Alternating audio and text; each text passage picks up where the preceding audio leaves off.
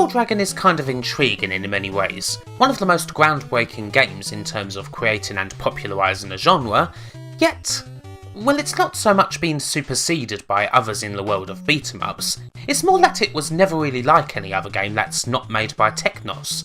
It's archaic but different, with the success of Double Dragon Neon going a ways to proving that there's still a market for DD's style. And I'm not sure if any of the arcade games got anywhere close to a definitive port. They're all so weird and different, and yeah, pretty bad in some cases.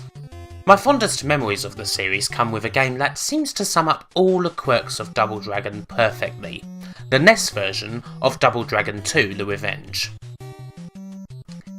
DD2 in the arcades was that rarest of things for the series, a largely straight sequel that was originally just going to be an upgrade pack for the original game, although enough was eventually changed for it to warrant a separate board.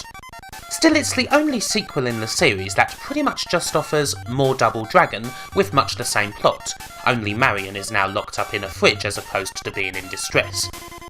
Needless to say, the console versions of this sequel are very different indeed, with the NES version being, well, strange. It's not uncommon for NES ports of arcade games to be wholly different, and in a lot of cases they even surpass the arcade game, but I've never been sure about this one. The beat-em-up action itself is fantastic, of course. The game looks great, much better than it looked first time around. The controls have switched to a Renegade-esque system where A and B handle punch and kick depending on the direction you're facing. That suits the NES very well. And also, yep, there's 2 players. 2-player is by far the fondest memory I have of this game, one of the few times I actually played a NES in my childhood, when me and an old school friend would spend plenty of time going through the game until, eventually, we actually beat it. The more and more I play DD2 on the NES today, however, I wonder how we even managed it.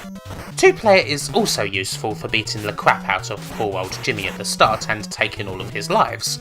And if you want to beat this in 1-player then, yeah, you're probably going to need to do that. NES DD2 features so many weird design decisions, making for a game that's rarely consistent. So much of the game totally restricts up and down movement, meaning you're stuck on a single plane and fighting in very close quarters.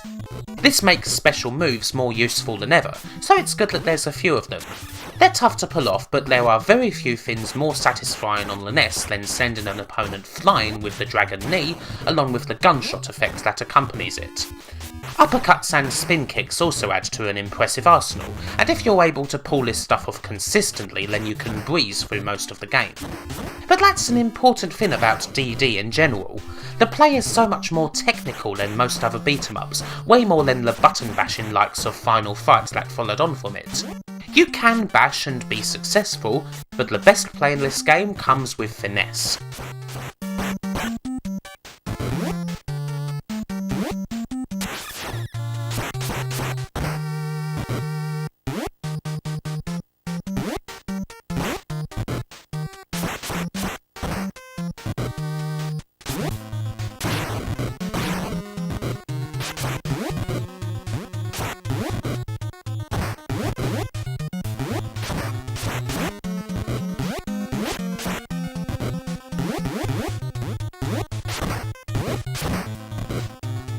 The weirdest thing though about this NES version is one of the most baffling design decisions I have ever seen. DD2 features platforming. A lot of platforming. Now it's not uncommon for this sort of game to feature the odd gap that you have to jump over, but I'm not talking about that. I'm talking about conveyor belts, Castlevania cogs, Mega Man-esque disappearing block sequences.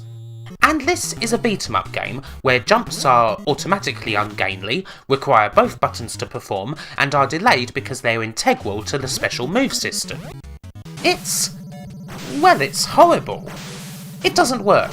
An experiment gone drastically wrong. I suppose someone had to find this out, what the results were when you included tons of platforming in a game that's simply not designed for it. And, well, here it is. It's an overused phrase, but few design decisions in the history of games warrant a big AVGN-esque shout of "What were they thinking?" more than this one.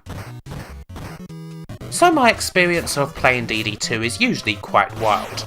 I get through and enjoy the beat-em-up parts just fine, but every platforming sequence is a horror, a constant way to get killed cheaply, losing a precious life in a game where, short of cheat codes, you have no continues.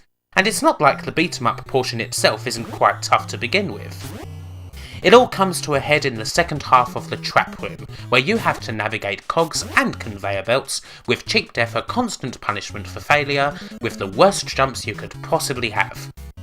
And I just have to say, no, I can't do it. I simply can't get past it anymore.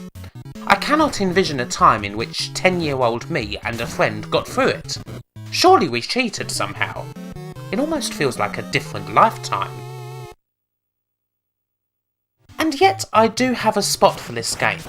It's obviously a memorable NES game for me, one of the few that are connected to my childhood, unlike all the other much better games that I played later. It's still something that I'll go back to, thinking that I might be able to beat it this time. It's still a game that has absolutely gorgeous design, one of the best looking games on the whole system, and 80% of it is just a joy to play. But of course, 20% of the game is nigh on unplayable garbage. It's so close to being amazing, but for whoever it was who popped up and said that Mega Man style platforming in a beat-em-up would be a brilliant idea.